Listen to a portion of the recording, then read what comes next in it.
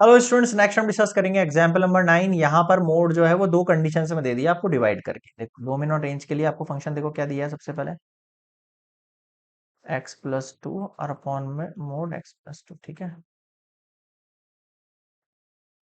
For D F domain of function F x must be a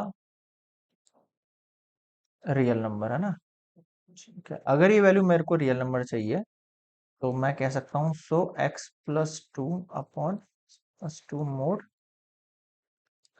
must be a real number, but जो denominator है वो not equals to zero चाहिए। अब x की value किस condition में zero होगी, आप देखो यहाँ पर हमें x की वैल्यू -2 कंडीशन पे क्या हो जाएगी, नॉट इक्वल्स टू जीरो चाहिए ना। तो x की वैल्यू जो है वो नॉट इक्वल्स टू जीरो वाली कंडीशन कौन सी है, -2।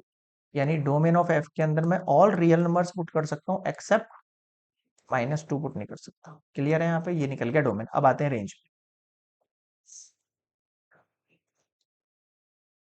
For range let y equals to, मैं मान लेता हूँ इस वैल्यू को, ठीक है। अब ध्यान देना, अब यहाँ पर दो केस है भाई, मोड लगा हुआ है तो रेंज के ना दो केस हैं। तो टू केसेस हैं।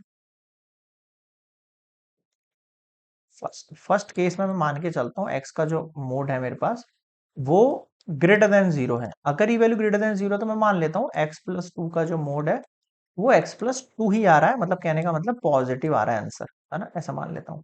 उस कंडीशन में आपका y क्या निकलेगा, x+2 upon x+2 cancel out हो गए, 1 निकल गया y मेरे पास। सेकंड केस देखो, x+2 का मोड लेस देन जीरो है, मान लेते हैं ऐसा। अगर ये वैल्यू लेस देन जीरो है तो इस बार मैं इसका नेगेटिव वर्जन यूज करूंगा y में, है ना।